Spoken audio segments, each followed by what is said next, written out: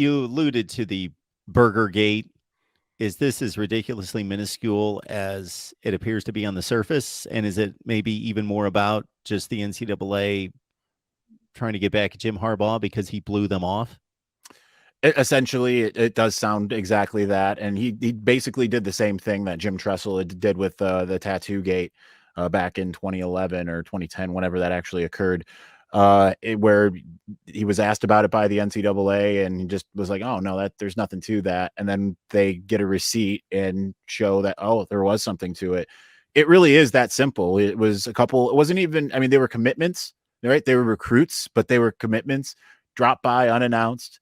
So he decided that they were going to go to the Brown Jug and have a little lunch, and then he paid for it. And it's literally what. Now it's against the rules. You shouldn't have done it. You should know better. But this wasn't like that.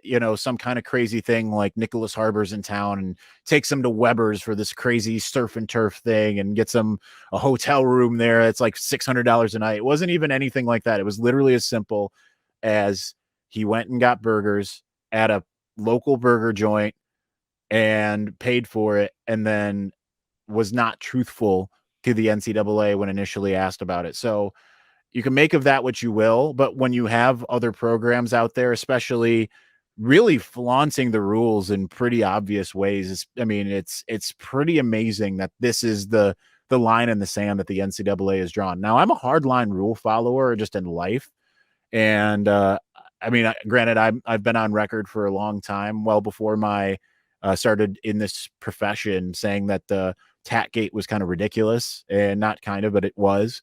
And this is equally as ridiculous. It's if the NCAA is going to turn a blind eye to very obvious cheating that we see running rampant across the sport. I mean, even with NIL, we're seeing pay for play, which is not what the intent of that is, happening constantly.